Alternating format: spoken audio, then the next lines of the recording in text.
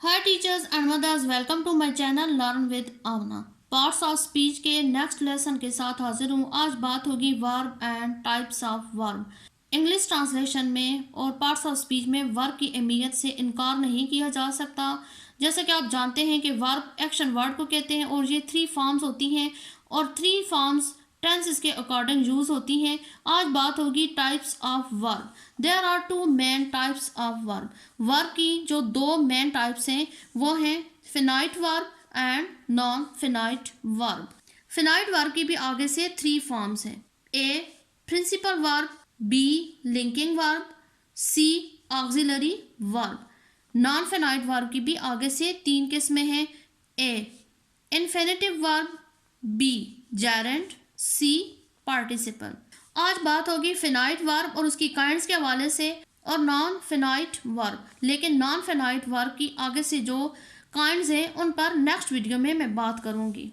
Act as the main verb and can be changed according to the nouns and tense. Finite verb यानी कि एक main verb को भी finite verb कहते हैं और ये तब्दील हो सकता है according to the nouns and tense, यानी कि नाउन की तादाद के साथ इसमें तब्दीली की जा सकती है और टेंस के अकॉर्डिंग भी ये अपनी फॉर्म ऑफ वर्ब चेंज कर सकता है।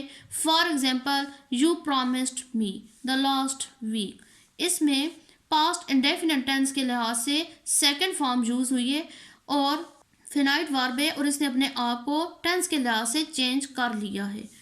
Next, I promise you that I never tell a lie.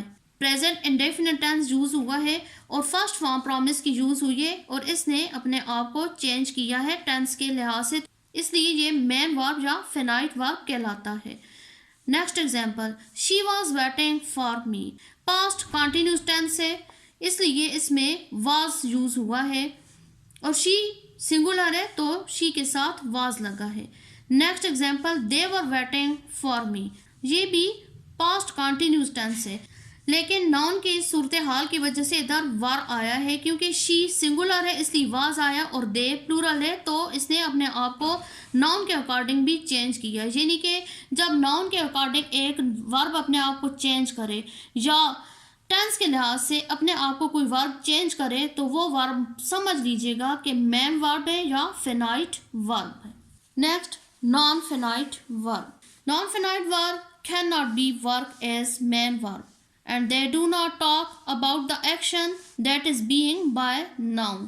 Finite verb main verb के तौर पर इस्तेमाल नहीं होता और ना ये बात करता है कि उस जुमले में नाउन कौन सा काम कर रहा है, ये एक्शन वर्ड को शो नहीं करता। For example, I like swimming.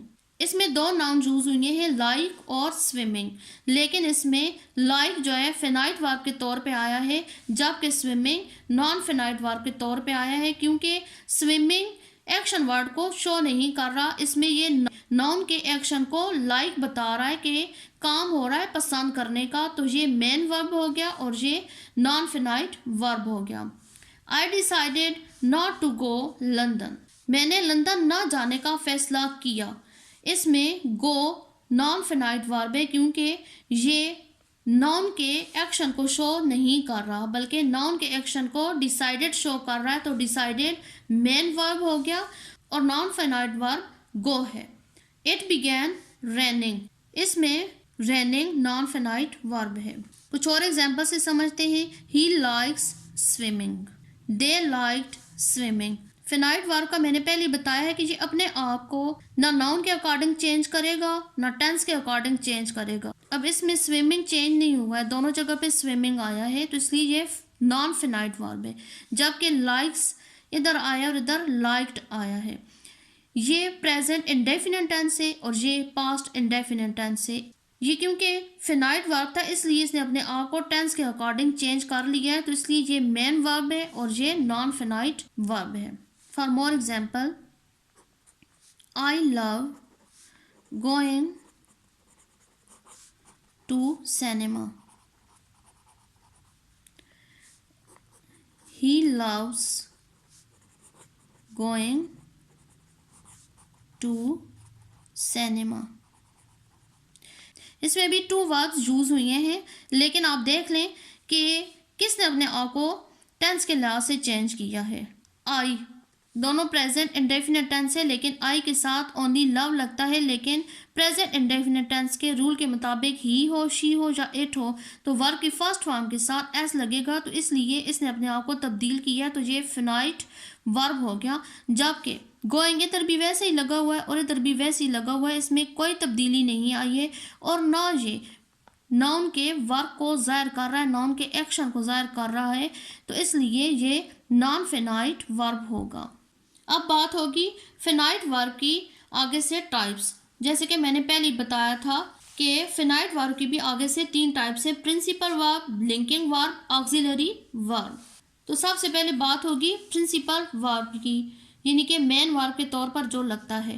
Principal verb indicate an action, state और इवेंट। प्रिंसिपल वर्ब या मेन वर्ब किसी भी नाउन की एक्शन को, उसकी हालत को या मौके को ज़ाहिर करता है। For example I play football, इसमें एक्शन के तौर पे प्ले लगा है, तो ये प्रिंसिपल वर्ब हुआ या मेन वर्ब हुआ।